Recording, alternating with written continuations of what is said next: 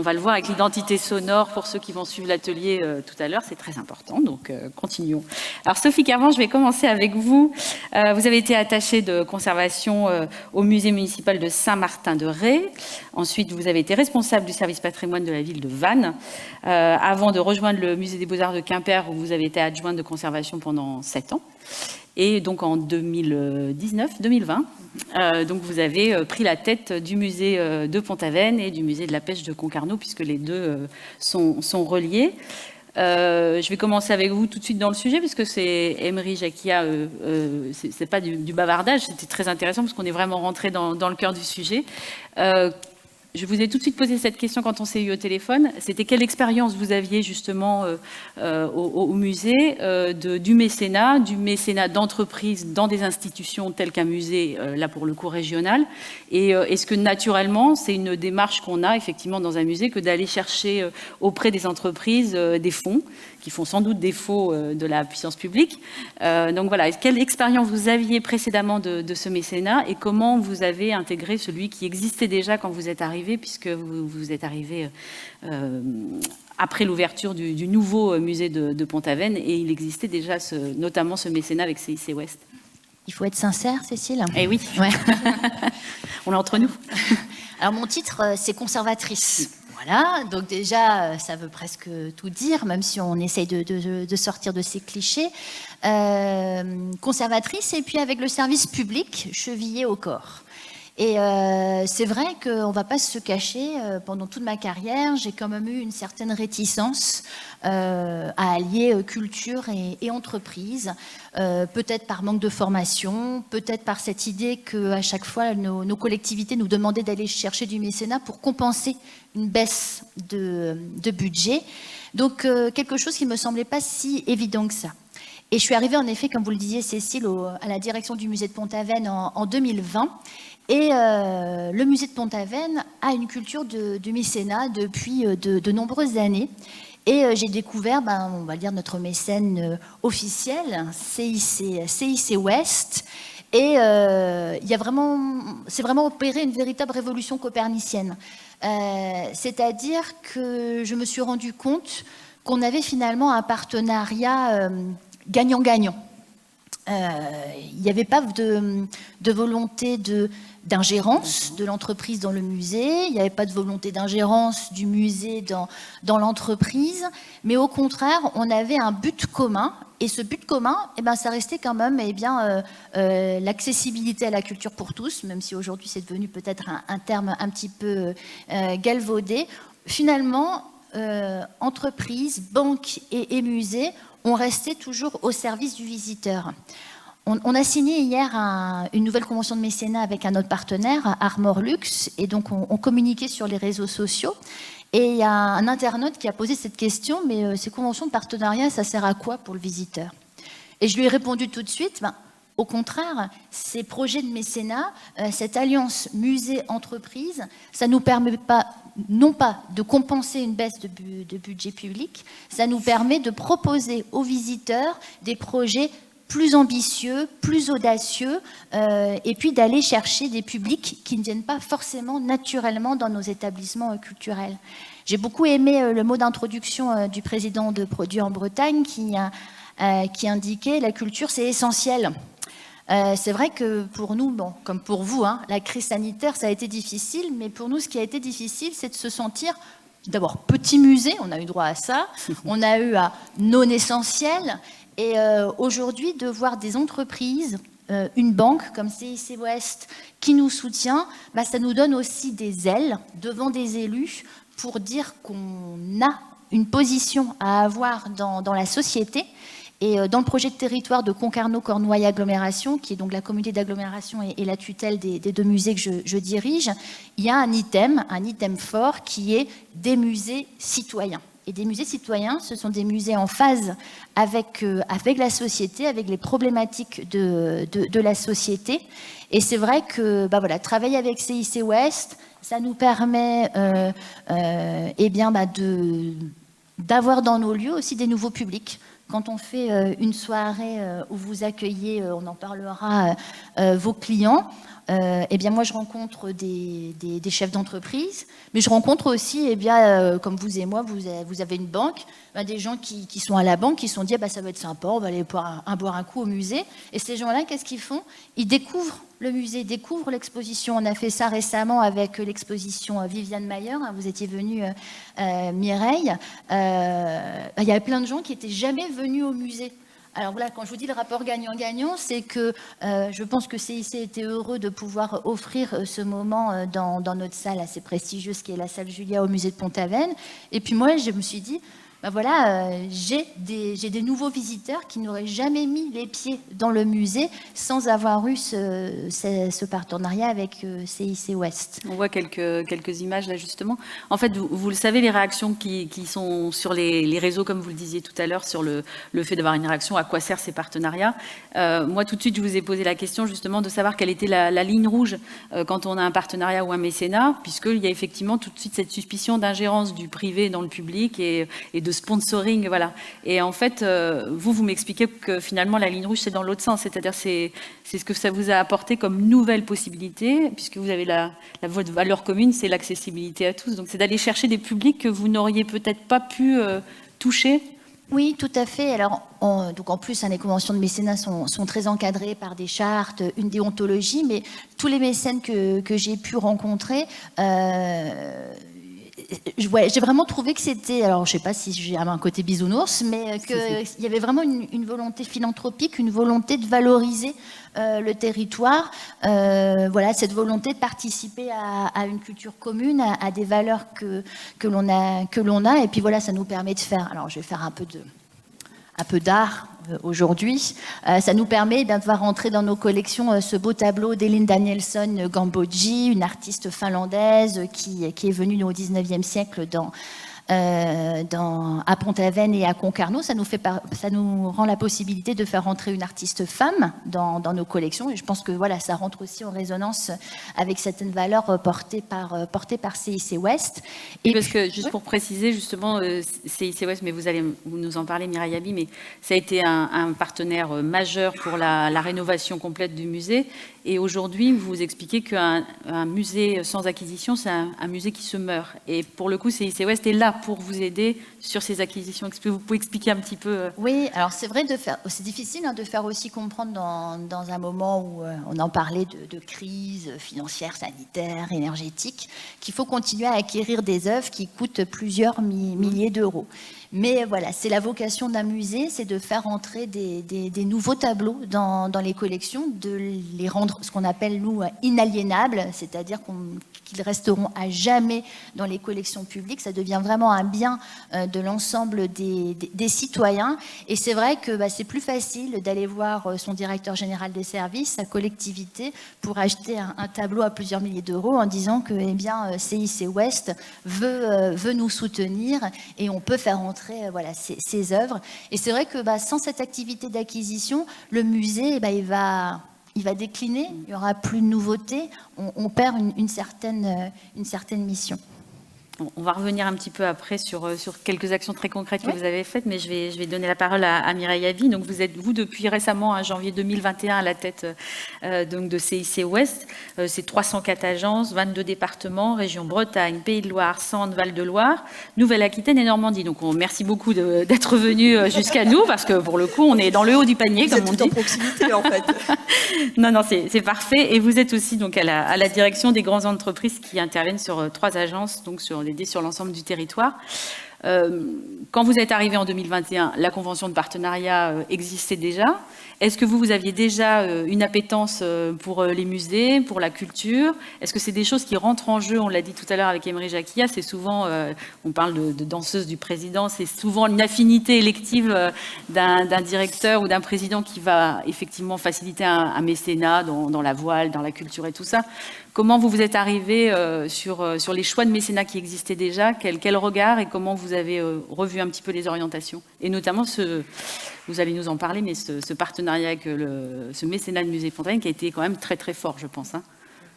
Alors effectivement, quand on arrive sur un territoire, c'est toujours un moment très grisant parce que on le découvre, et on le découvre grâce aux personnes qui y vivent.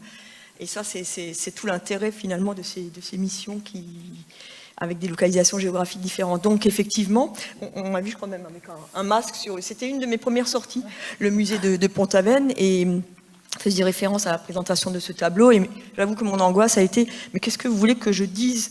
Et pourquoi le musée a acquis ce tableau? Je ne sais pas, nous sommes partenaires, nous sommes mécènes, on fait confiance à l'équipe qui va être en charge de faire vivre, d'animer et de renouveler l'attractivité de ce lieu. Et donc, effectivement, on arrive, des partenariats sont en place. Alors, ce qui nous caractérise, quand même, c'est qu'en fait, les partenariats ne sont pas le fait d'une personne parce que moi, je suis directrice générale salariée. Ce n'est pas comme dans une entreprise ou une ETI où, effectivement, l'entrepreneur, et c'est tout à fait naturel, va flécher des partenariats ou des mécénats par rapport à des affinités ou des appétences personnelles. Donc nous, on est plutôt dans un engagement dans la durée, et c'est pas parce qu'il y a un changement de direction à la direction générale que tout s'arrête, on rabat les cartes, etc. C'est pas du tout ce qui nous anime, c'est pas du tout dans nos valeurs.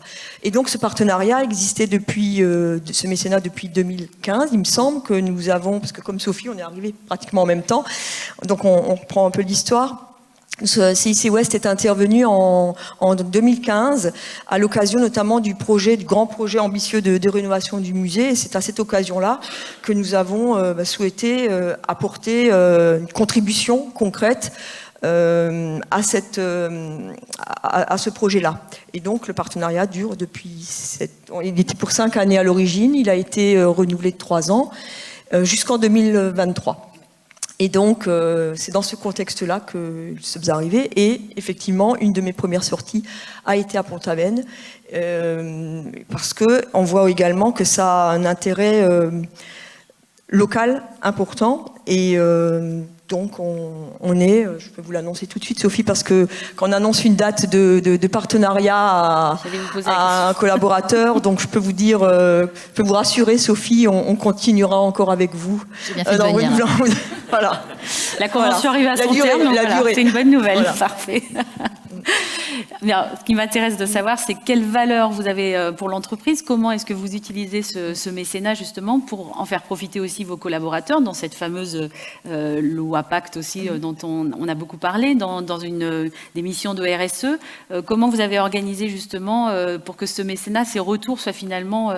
la culture devient un cadeau que vous, mécènes, vous pouvez faire à vos collaborateurs. Comment vous avez retrouvé un petit peu des valeurs de partage finalement? Alors, effectivement, nous aussi, CIC, nous sommes entreprise à mission. Donc on était la première banque à adopter ce statut-là. Et donc vraiment faire vivre ces valeurs au quotidien et rendre finalement les projets accessibles au plus grand nombre. Dans ce que vous aviez dit tout à l'heure, Sophie, effectivement, vous avez insisté sur le fait d'amener vers la culture des personnes qui, naturellement, n'y iraient pas. Et ce qui nous anime dans nos partenariats, c'est effectivement, on va dire, nous sommes la banque pour tous, et nous avons à cœur d'avoir une équité aussi auprès de nos clients. Et quand on prend des partenariats, des mécénats de cette envergure, c'est vraiment pour qu'il y ait un rayonnement qui donne une accessibilité au plus grand nombre. Alors, notamment aux enfants, puisque vous avez fait des opérations spécifiques, et puis également des actions plus larges. Et on le voit nous aussi, comment on le fait vivre en interne, peut-être également. Donc, une fois par an, nous avons le plaisir d'être reçus au sein, invités, parce que vous savez bien que dans un mécénat, il n'y a pas de contrepartie négociée. Donc c'est plutôt, je dirais, comment on fait vivre ça intelligemment pour conserver le lien entre le mécène et puis le lieu de culture. Et donc nous invitons nos collègues, nos clients, à l'occasion en général d'une exposition temporaire. Et là aussi on est surpris. Alors surtout moi qui viens d'un autre territoire, donc on invite forcément les personnes plus en proximité, du nombre de personnes qui n'étaient jamais venues. Et c'est toujours étonnant, c'est peut-être parce qu'elles se disent on est là, on a le temps d'y aller, mais c'est pas parce... elles n'ont pas franchi le cap. Et là, donc, il y a une invitation. On donne cette accessibilité. Et ce qui renforce également, évidemment, le lien avec nos clients, mais également avec nos collaborateurs, parce que si on peut avoir et porter des mécénats aussi ambitieux, c'est bien par leur travail qui nous permet d'avoir des résultats qui nous permettent de flécher une partie vers ces événements culturels, parce que pour nous, encore une fois, dans les valeurs, c'est vraiment d'être utile au plus grand nombre, et donc d'avoir ce lien qui va bien au-delà de notre rôle de financier. Et juste derrière nous, on voit qu'on avait accueilli les collaborateurs de CIC Ouest il y a 1 ou 2 ans, qui étaient venus avec leurs enfants pour un atelier de linogravure au sein du musée. C'est intéressant ce que vous dites aussi, c'est-à-dire par rapport aux valeurs. Je crois que vous êtes évidemment, comme toutes les banques, extrêmement sollicités pour des partenariats, des mécénats. Vous m'expliquiez que vous étiez très ancré aussi dans les territoires, sur des choses qu'il faut vraiment que ça colle à vos valeurs. Et pour le coup, le Zoo de Beauval était venu vous solliciter pour un partenariat, et vous avez fait du sur-mesure, je crois, pour retourner le mécénat avec quelque chose qui correspond plus. Alors en fait, c'est vrai que quand nos critères de choix de partenariat, en fait, c'est tout d'abord le territoire. C'est-à-dire que pour donner du sens et pour réussir à faire vivre ces partenariats, et en interne avec nos collaborateurs et en externe avec nos clients, il faut que ça se passe on va dire, chez nous, donc sur l'un des 22 départements que vous couvrez, la région du Grand Ouest. Donc tout d'abord, voilà. Et donc, alors, en fait, c'était pas le zoo, c'est la Fondation Beauval Nature qui nous avait sollicité. Donc là, on est dans le département du Loir-et-Cher, et on s'est dit oui, mais bon, ok, la faune exotique, etc. Comment ça nous fait écho? Et en fait, ils avaient un projet tout en proximité du zooparc de Beauval. Il y a on appelle ça la grotte aux chauves-souris. Et donc, par rapport à notre mécénat, ils ont pu acquérir cette grotte où il y a, alors moi je ne suis pas une spécialiste en chauve-souris, vous l'avez bien dit, pistrelles, voilà. Et donc il y a quelques, on va dire, variétés emblématiques. Donc ils ont pu sécuriser l'accès à la grotte. Une grotte, vous savez, ça peut être très, très attractif pour certaines activités. Donc ils ont sécurisé l'endroit pour permettre à cet écosystème de fonctionner. Vous préfériez se protéger ces espèces un peu endémiques, protégées, plutôt que de l'exotisme qui... On va dire que c'est une espèce du territoire, voilà. Et comme vous le soulignez, alors cette notion de territoire, tout d'abord. Ensuite, également, un partage des valeurs. Et ça, on l'a par exemple, pour citer un autre partenariat qui se situe sur l'un des 5 départements. On est un partenaire, on va dire quasi historique également, des Folles Journées à Nantes, et qui permettent là aussi l'accès à la culture au plus grand nombre. Et donc avec évidemment pour nous entreprises un rayonnement en interne également par rapport à l'association à cet événement de nos collaborateurs, l'invitation de clients, mais surtout c'est un festival qui est devenu emblématique dans l'Ouest. Donc voilà, c'est le type d'événement que nous soutenons également.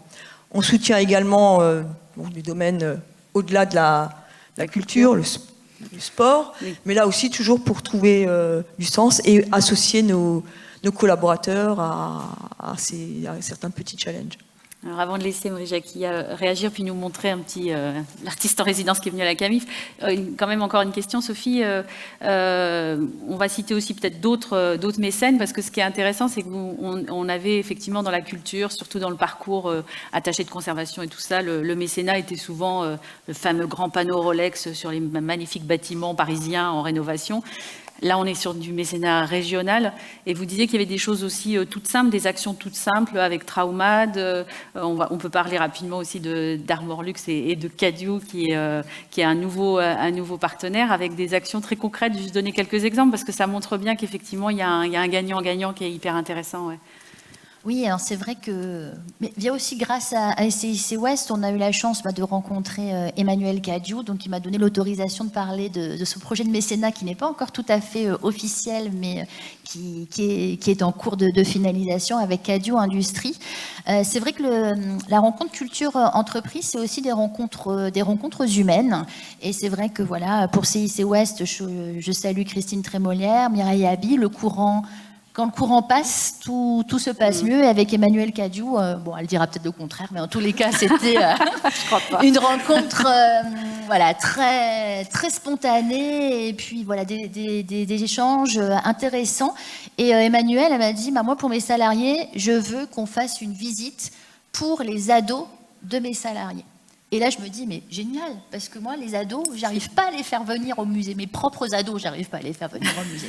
Donc, voilà, donc vous voyez, c'est des choses comme ça aussi qui nous aident. Alors, Traumad, ils vont nous fournir un partenariat financier, mais aussi des galettes pour le goûter d'une journée famille qu'on organise le 2 octobre.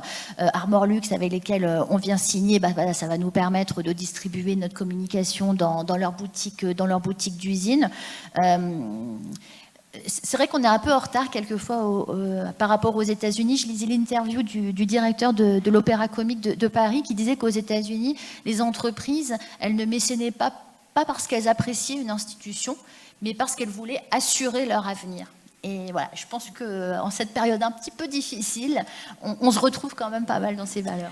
Alors peut-être juste, c'est vrai que vous avez donné un exemple très concret pour faire écho à votre prise de parole tout à l'heure, Emery. C'est vrai qu'on est une banque, avec une activité de banque, d'assurance et de services divers, mais vous avez cité notamment les secteurs d'activité qui, lors du Covid, certains ont été un peu stigmatisés ou je dirais, mis en bloc. Et par rapport à l'exemple que vous situez, avec le lien avec l'entreprise Cadiou, ça montre bien que c'est pas aussi simple que ça, c'est pas binaire. C'est-à-dire que il y a des interférences qui se font. Nous, évidemment, on finance l'économie réelle, mais derrière, notre rôle va au-delà, et c'est aussi, à ce genre d'occasion, contribuer à du relationnel, du réseautage, de la mise en relation, qui permettent à des projets de naître, et pour continuer, en fait, tout simplement, à ce que puisse y avoir de nouveaux projets. Et je pense que c'est fondamental aussi, parce que nous, on va quand le territoire va. Le territoire va quand il y a des entreprises, quand il est attractif, et quand la population qui y vit aime y vivre. Et tout ça, ça se construit ensemble. C'est ce qu'on a vu, ce que vous disiez en introduction, Emery Jacquilla.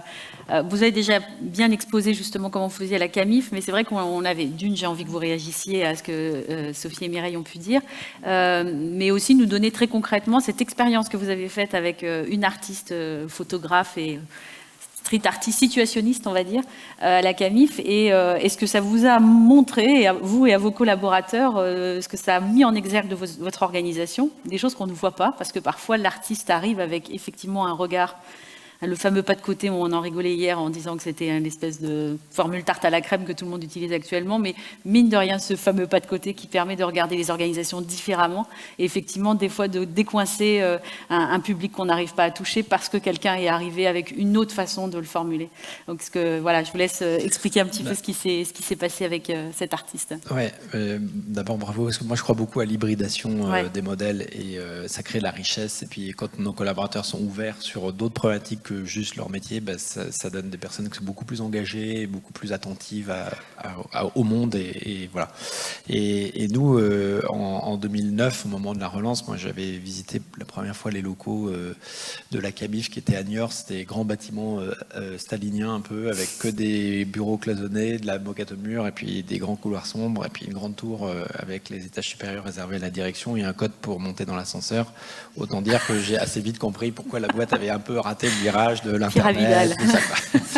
Donc moi j'ai dit bon, on va faire un peu l'inverse. Donc on s'est réinstallé dans le magasin CAMIF, 3000 m2, où il y avait des clients qui arrivaient en disant, et on était grand open space, pas de cloison du tout, et puis tout le monde pendant 2 ans travaillait en mode projet. Il y a des structures plates en termes d'organisation et tout ça, et assez naïvement je pensais que ça emporterait la culture d'entreprise et que on deviendrait tous entrepreneurs, quoi. Avec de l'audace, avec tout ça. Et finalement j'avais au bout de 2 ans encore des gens qui venaient me voir en disant, mais Emery, tu c'est à la Camif, on faisait comme ça. Je disais, mais arrêtez de me dire comment vous travailliez avant, parce qu'il faut tout réinventer. Et du coup, je me suis dit, finalement, le plus long, le plus difficile, ça va pas être d'abattre les cloisons, ça va être de changer la culture. Et donc, je prends l'initiative de faire venir une entreprise une artiste dans l'entreprise, c'est pas une entreprise dans l'artiste.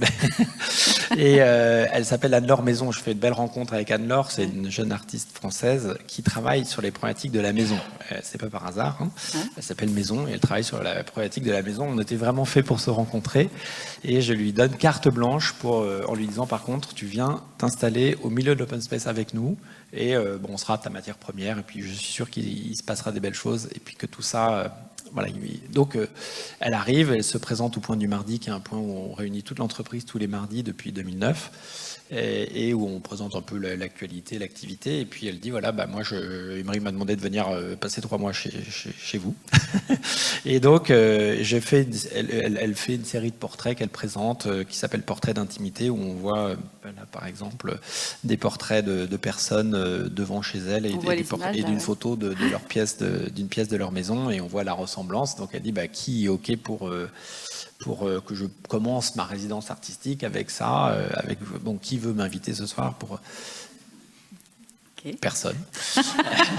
Donc, d'où la première photo où on me voit avec ma femme devant la maison à Niort qui était en chantier. Donc, il y avait le tas de gravats, plus la pièce, c'était le salon qui était encore aussi en chantier. Et donc, cette photo se retrouve le lendemain dans l'entreprise et les gens rigolent et ils se disent finalement, c'est sympa, on partage un peu d'intimité d'Emery et d'Armel, c'est bien. Donc, ils ont accepté de se livrer un peu. Et ça m'a quand même assez interrogé sur, au fond, quelle est la part de l'intime qu'on est prêt à partager avec ceux avec qui on partage pourtant 8 heures par jour, quoi. Et est-ce qu'on est la même personne au bureau que à la maison, et en fait, faire tomber les masques, ça fait du bien, parce qu'on ne peut pas changer l'entreprise si on n'est pas sincère, si on n'est pas vraiment soi-même, en fait.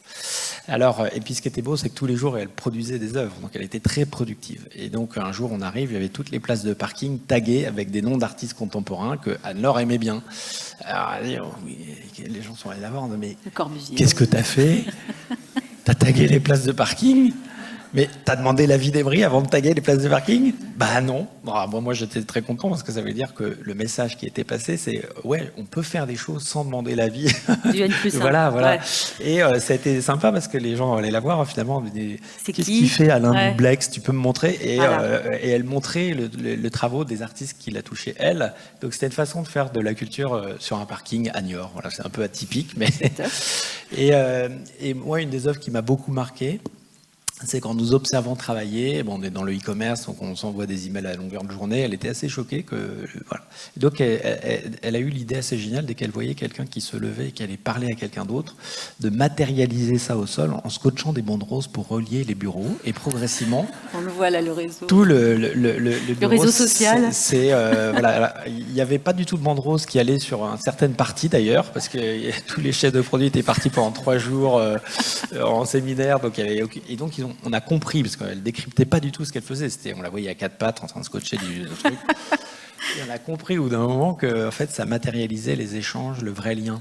Et pour moi, ça a été une vraie leçon en tant que manager, c'est que notre rôle, et que probablement la vraie richesse de l'entreprise, c'est justement cette capacité à créer du lien avec ses collaborateurs, mais avec tout son écosystème, ses fournisseurs, ses clients.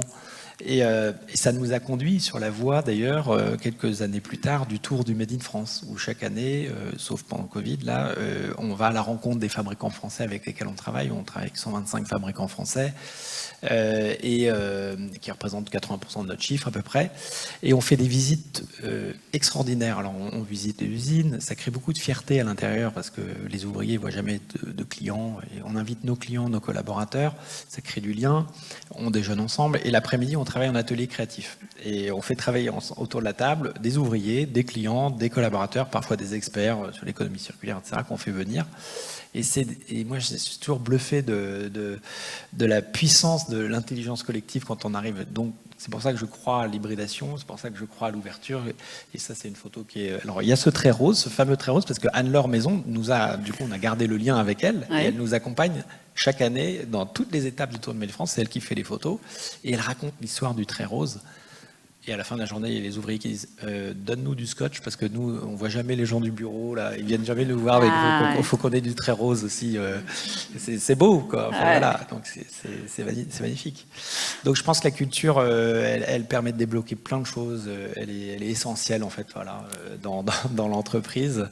Et une entreprise qui a une culture forte, elle est forcément plus vitale, enfin une vie beaucoup plus intense, et donc c'est positif. Alors après, on est tous les garants de la culture. La culture, ça se vit, c'est tout le temps, ça s'arrête jamais. Et quand nous en 2017 on fait par exemple le boycott du Black Friday, puisqu'on a fermé le site camif.fr en 2017 pour montrer notre attachement à la consommation responsable qui était inscrit dans notre mission, dans nos statuts. Donc on dit on ferme le site, et ce jour-là on va parler d'autre chose, on va dire comment on peut consommer moins, comment on peut faire autrement, et chaque année qu'on fait ça depuis 2017, c'est une journée extraordinaire où on fait avec nos collaborateurs plein de choses. Alors, on peut donner du temps. La première année, on a fait du temps dans des associations pour recycler ou pour réparer, etc. L'année dernière, on a fait une fresque du climat. Et voilà, on évoque la culture. C'est aussi la culture de notre environnement. Voilà. Voilà, je crois que pour moi, PDG, ça veut dire prof de gym. Donc, il faut travailler la culture physique aussi. et bouger les gens. Donc, la culture, c'est tout le temps, en fait, qu'il faut l'entretenir. Ouais, ça, c'était Black Friday il y a 2 ans. On a fait ramassage de déchets dans le port de La Rochelle. On travaille sur on a lancé un canapé avec du plastique recyclé sur le tissu, plastique ramassé dans les océans. Donc on s'est dit on va aller à La Rochelle faire ça. Donc il faut vivre la culture. Moi, je crois que c'est fondamental. Voilà, je pense que vous avez galvanisé tout le monde. D'abord, tout le monde va aller sur camif.fr, si j'ai bien compris. Genre, je ne savais pas que ça existait encore, c'est entièrement dit. Donc là, non, ce qui est intéressant, c'est que là, on a vu les deux côtés. C'est-à-dire, on a vu l'entreprise dans le lieu culturel, dans le musée, et là, vous nous expliquez aussi comment l'artiste peut venir dans l'entreprise. Donc, c'est parfait, c'est du positif. J'espère qu'il va y avoir plein d'idées. De toute manière, Mireille, Sophie et Emery vont être là, j'espère, avec nous une bonne partie de la journée. Donc, si vous avez des questions et vous les prolongez, avec plaisir, je pense qu'ils viendront vous voir au moment du déjeuner. Je vous remercie à tous les trois. Merci beaucoup.